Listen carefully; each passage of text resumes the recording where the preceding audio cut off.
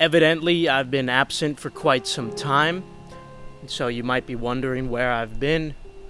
Well, I certainly haven't been slacking off. In fact, I'd say I've worked harder in the past 3 months than I have during my entire life. And during these past 3 months, I've learned a lot about myself and about life in general. And so I figured I'd take this opportunity to share some of my experiences with you because I found it to be very unique. One of the first things that became very apparent to me was you really start to appreciate everything that you formerly would have took for granted once it's stripped of you. So for example, when I wasn't able to drink, when I wasn't able to eat whatever I wanted because of weight cutting, when I didn't have the freedom to make plans however I desired because I had a strict schedule I had to adhere to, I had to be at training at certain times, I couldn't go to sleep when I wanted to, you really start to appreciate that freedom that you once had. These little things that you would take for granted, like an ice cold beer, or freedom to not have to count your calories every single day, just have the freedom to, if you want to, reach into the bowl of fruit and eat a banana. When you're cutting weight, there comes a point where you can't have that extra banana even if you're really hungry. And it makes you appreciate these things so much more. And so now that I'm finally finished with this, I'm really starting to appreciate all these things that I had taken for granted before. And it's sort of eye-opening because there were so many things, more than what I've just listed to you, that I've been taking for granted my whole life. And it wasn't until they were stripped of me that I really started to appreciate them. Now, this entire process was extremely difficult, to say the least. The fight itself was actually the easy part. It was the fun part. I'll put some clips on the screen right now so you could see some of the fight. I can't show all of it because in the case that I do intend on doing it again, which is certainly possible, I don't want there to be too much free research out there. As I was saying, the fight was the fun part.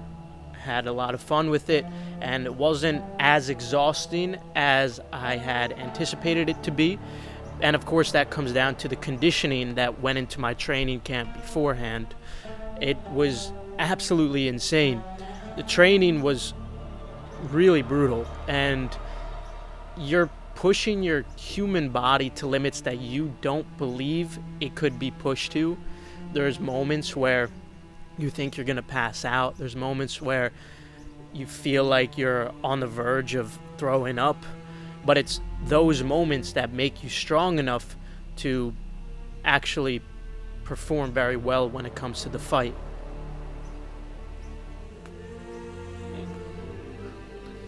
If you really want to improve, whether that be in a physical form or in a financial form, you have to really be willing to put yourself into those uncomfortable situations. If I had just been training on my own, for instance, without my crew, without my coaches pushing me to beyond what I thought was my limit, I wouldn't have trained nearly as hard. I would have been slightly uncomfortable, but it wouldn't have been enough to bring me to this level of skill and conditioning that was required to perform well in this fight. And the same concept applies to everything else in life. If you're just comfortable or slightly uncomfortable, it's very unlikely that you're going to excel. You might perform average to slightly above average, depending on certain talents you have, depending on what your IQ is, some genetic advantages that you have. But if you're not willing to put yourself into that very uncomfortable state, you're never really going to truly excel unless you are an anomaly that has some innate advantage that's really, really advantageous compared to the average individual. Now, I always had the mindset of, I could endure anything, no matter how hard the training is, I could deal with it. And somehow I did, but there was certainly a point where I was doubting myself if I'd be able to handle it, because it's one thing to train extremely hard for a couple of days straight, but things like injuries and your fatigue start to compound, and it makes every single day following exponentially more difficult. So when you do this over a time period of, say, 3 months, it becomes extremely, extremely difficult. There were many points where I had some pretty bad injuries, but I still had to go to training the next day, because if I had missed training, not only would I be doing an injustice to my own potential performance, but my crew could potentially pull me from the fight because he might fear that I might make his gym look bad. And so I had to be there because there was no quitting. I never contemplated quitting throughout this entire project. And so there were points to where I was really feeling pain and fatigue to a pretty significant degree because of this compounding factor. It's one thing to get injured one day and be able to take a day off. It's another thing to be injured one day and the next day you get injured even worse, and the following day you pick up a new injury and you're extremely fatigued because it was an extra rigorous training session, and then on top of that you got to run a 5K later in the day. These things really start to compound, and they wear at your brain, they wear at your physical body, obviously.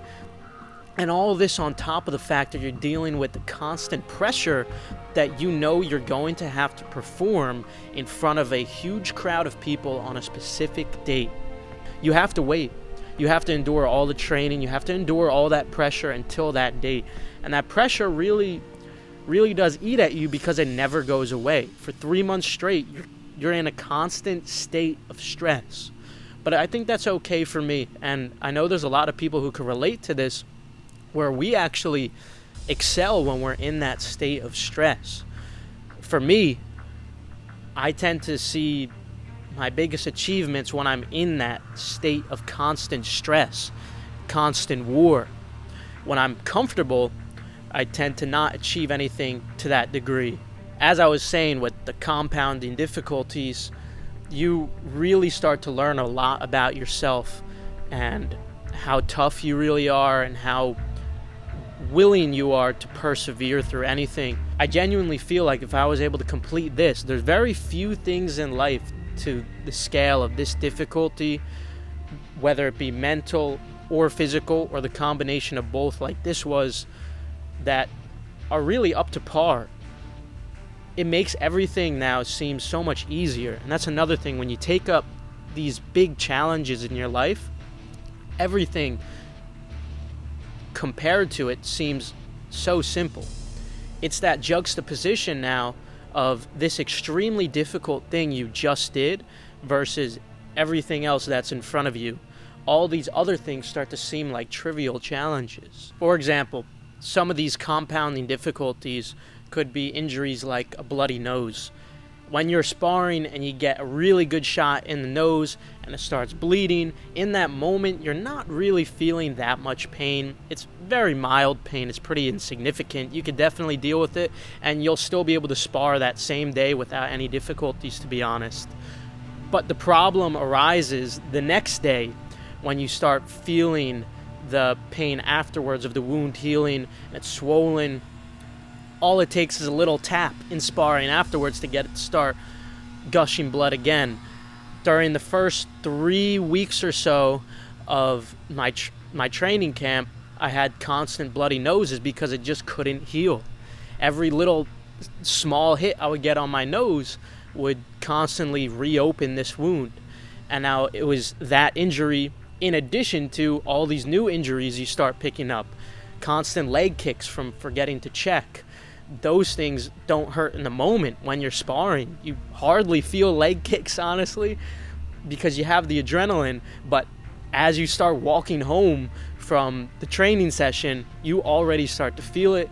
When you're getting in the shower, stepping over, you start to feel that tightness in your leg. When you wake up in the middle of the night to go to the bathroom, you really feel it. The next day you start feeling it. When you got to walk to training the next day, you feel it in your legs too. And it's not just soreness. It's a really unique feeling when you have some solid leg kicks. I'm sure any other fighters who are watching this could relate. And then there's other random injuries you could get too, like a good liver shot or a good kidney shot too.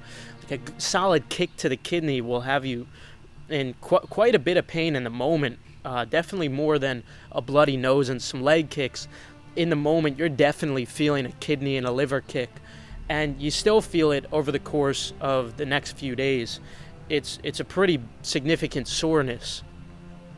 And so you have all of these things compounding in addition to your constant fatigue, your constant soreness. And if you're cutting weight like I had to do, you're always hungry. You're in a constant state of hunger. You're never satisfied. You have to eat a lot of vegetables to trick your stomach into feeling full. Rice cakes definitely help me a lot. Always drinking soda at night to try to give you that full feeling even though you have insufficient calories. And it's all this combined together which makes it so difficult.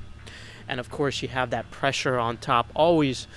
And it's not just pressure of how you're going to perform in the fight. It's also pressure, things like, am I going to make weight? Is something going to happen with the medicals because you have to do blood work? Is the blood work going to have some kind of issue? Or maybe my opponent might have some issue, and then all of this training feels like it was for nothing. You start concerning over all these little things, and there's so much pressure, all these things compounding, and you just have to deal with it. That's all it comes down to. You just have to deal with it. And so when you're dealing with all these things and you're able to push through them and finally get to the finish line, it really makes you feel like you could push through anything. This sounds cliche, it sounds corny, but I mean it in the most honest way possible. If you could endure something like this, then there's really few things that could compare to it. It's a very unique combination of both physical and mental difficulties. So I'm not advising that all of you go out and try to do your own fights. I'm just saying this certainly was beneficial for me. I learned a lot from it. I learned a lot about myself, and I feel a lot more confident now about my abilities, not just in the realm of fighting, but my abilities to conquer any challenge, because I don't feel like there's many challenges that could compare to your first fight. So again, I'm not advising you all to go out and do precisely what I did, but I do suggest that you challenge yourself in a similar kind of way. Obviously, not all of you are going to find an interest in fighting, but I'm sure there's other ways you can make yourself feel uncomfortable that are also productive, whether it be physically, mentally, or both. The key takeaway is there's a lot of benefits with putting yourself in a very, very uncomfortable state for a long period of time. Not only will you appreciate the normal things in life so much more than you had before, but you're going to come out of it a significantly better person in many aspects. It's going to be mentally, it's going to be physically. You're going to be a completely different person. I used to be confident, but I could certainly say after this, I'm extremely more confident. And it's not just in the realm of fighting. I, of course, feel very confident in my fighting abilities now, which is very useful when people try to challenge you in social scenarios. You have confidence oozing out of you. Confidence is not something you could fake. It's something that you earn. And after you're constantly sparring multiple times a week against people who've had multiple fights, and then you do your own individual fight on top of it, it's really difficult to be frightened, even in the slightest degree, no matter how large the person is, that you find at a bar or some party that tries to confront you. Any type of situation that gets confrontational, it's really difficult to feel even nervous at this point now. I'd say the only thing that would make me nervous in a confrontational scenario now is the legal ramifications. What cameras are going to be watching? Am I going to be able to prove self-defense? I'm not worried at all about am I going to be able to defend myself. I have full confidence in that. But it's so much more than that. You gain confidence in so many of your abilities. It is completely normal when you enter into one of these uncomfortable states where you're really challenging yourself and you have a specific goal in mind. Like for me, it was this fight. It's very normal to question yourself by saying, what the f*** am I doing? This is something that I questioned myself with once or twice during the first 2 weeks. It was at these early stages where I was really experiencing what it was like for your sparring partners to actually try really hard with you, because when you're just a novice, you're a beginner sparring with much more experienced people who have multiple fights, of course they're always going to go easy on you. But when you actually are preparing for a fight, they are trying to go pretty hard on you with your interest in mind, with your best interest, because they want to help you prepare. And this was certainly a pretty significant contrast from the sparring that I was used to from just regular training, the regular fun sparring, very technical. Once I started training for the real fight, once the fight camp really started, people really started turning up on me, and it was very challenging, and there'd be many times where I'd get discouraged. And all these injuries compounded with the doubts that you start to have, you start feeling the imposter syndrome, question yourself, you look in the mirror, you say, what the fuck am I doing? And this is a very normal thing. It doesn't matter if it's a physical challenge or a mental challenge. If you're starting your own business, for example, there's going to be times when you see no progress and you look in the mirror and you start asking yourself, what the fuck am I doing? Maybe you quit your job to focus on some new project. Maybe you are investing money into a new project and you're already pretty deep into it, and you really start asking yourself, what am I doing? I want you to understand that this is completely normal. It's not healthy, but it's normal and it's inevitable. There's going to be a stage at your trough where you do feel like this, but it's just part of the pattern. I knew it was not a healthy mindset to have, so I really tried to break out of it very early on. I really tried to use a lot of mind hypnosis. I studied the law of attraction, which seems like some voodoo stuff that a lot of more practical people will call garbage, but I'd argue against that, and this is coming from someone who's very practical, very scientific too. I really think the law of attraction and a lot of this self-belief, this heebie-jeebie nonsense, actually was extremely beneficial. And perhaps I'll make a full video on that, so make sure to subscribe if you're interested in something like that. So that's another thing throughout this process that I realized was extremely important. You really need to believe in yourself. You can't have any doubts about yourself. When I went into the fight, when I was there on the fight date, I was in this very, very strong mindset. I had full confidence in my abilities. I knew that I had done everything I was supposed to do, and this is always going to help your confidence. When you do everything you're supposed to do, and you haven't took any days off when you weren't supposed to, you always did what you were supposed to do on time every single day, this is going to help your confidence a lot. And so I went in there feeling very confident in my abilities. I went in there feeling like I knew I had a plan. I knew that I was the superior fighter, and I had a vision of how it was going to go, and that's pretty much how it ended up playing out. And so I don't believe that this stuff is all nonsense, the law of attraction and the art of really believing in something, believing in yourself, believing in your abilities actually making you more competitive. I really do think that there's a lot of advantage with applying these concepts. And I'll definitely have to make a full video explaining why that is, especially because I want to explore it more. I'm not entirely sure why it works so well, but it really does. So when I had those moments of self-doubt, I knew I really had to get out of that stage. I really knew that I had to convince myself that I know what I'm doing. I'm here for a reason, and I'm going to perform to the best of my abilities, and I'm going to perform great. And over time, my sparring improved. Over time, my skill set improved. It came to fight day, I felt really, really confident, so much more confident than I had in those very early stages of the fight camp where I was doubting myself. And it's the same thing when you're running your business for the first time and you're encountering a lot of failures. At the beginning, you're going to question yourself. You're going to wonder, am I doing the right thing? Is this just a waste of time? That's the thing. You always start wondering, is something a waste of time?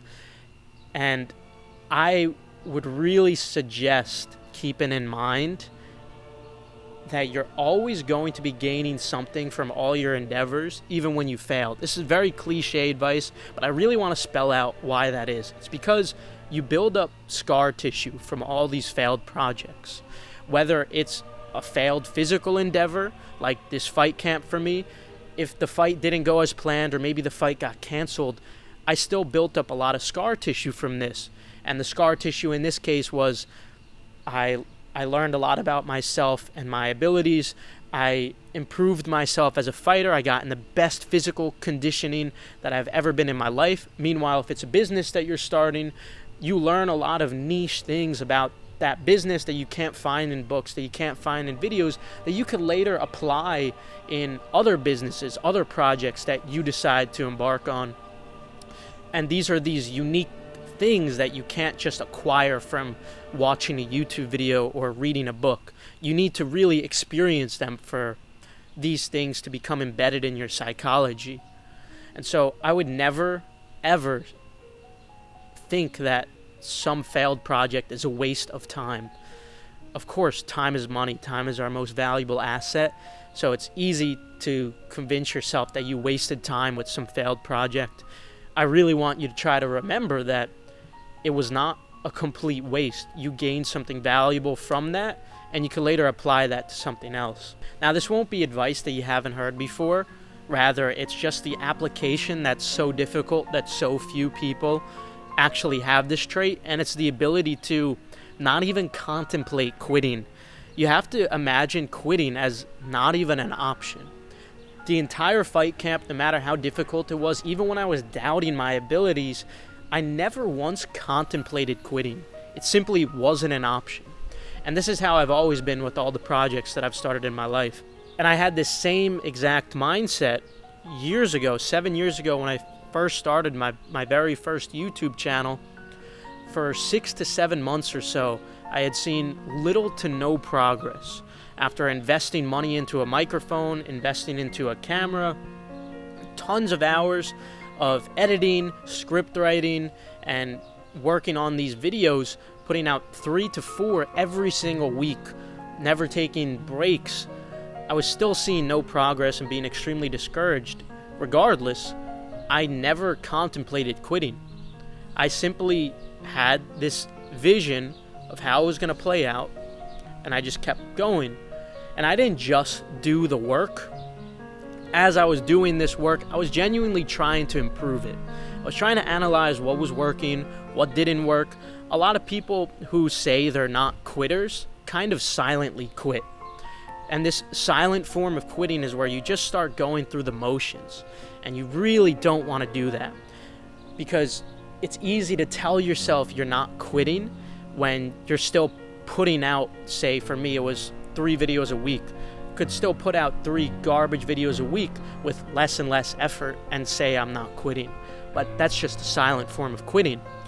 In the same way, for the fighting, if I wasn't genuinely trying to improve, if I wasn't on my own time going for 5K runs every single day, trying to improve my conditioning in ways that I wasn't already supposed to do at the training sessions, I wouldn't have had this same amount of progress. I was genuinely trying to, 7 years ago, analyze what was working and what wasn't working in my videos, and eventually, from not quitting, I started to see a little bit of progress. After 7 months, I'd finally made about $30 in revenue on YouTube, and that was enough. That was enough to make me really happy that I finally started seeing some progress. But I genuinely believe, even if I had not seen that $30 within the first 7 months, even if I had had to wait seven more months after that, I don't think I would have quit. It simply wasn't an option in my mind. And this was all between while I was in high school. I was also cleaning tables as a busboy at a catering hall. I would upload videos in the bathroom at work, because it was one of the only times during the day that I could, when it was the ideal time for the YouTube algorithm, which I try to do around 6 p.m. or so. And in between all this, I was getting hardly any sleep. My immune system was taking quite a hit because of this lack of sleep. I was getting sick far more often than the average individual would get sick, but quitting was never an option. I just continued to persevere. And what's really important is that I wasn't silently quitting either. A lot of you guys who say you're never going to quit, you're not quitters, sometimes you silently quit. You really have to be careful of that. You have to be careful that you're not just going through the motions. You really have to think about what you're doing. You have to put thought into it. You have to analyze. You have to figure out, how can I make this better? You have to go to the drawing board and genuinely think. You can't just go through the routine motions. So while there are some other things that I've learned too, the video is getting quite long, so I'm going to end it here. There's a lot of other things I want to discuss. For example, the law of attraction and some other topics that I think you guys would find interesting or useful. Let me know if you like this format of the video in the comments below, or it's just me speaking my mind, no script, just purely organic. If you like it, let me know in the comments below. And if you prefer the other types of videos, let me know. Subscribe, leave a like. That's really it for today. And thank you to Julius Perceiver for allowing me this opportunity to talk on the channel.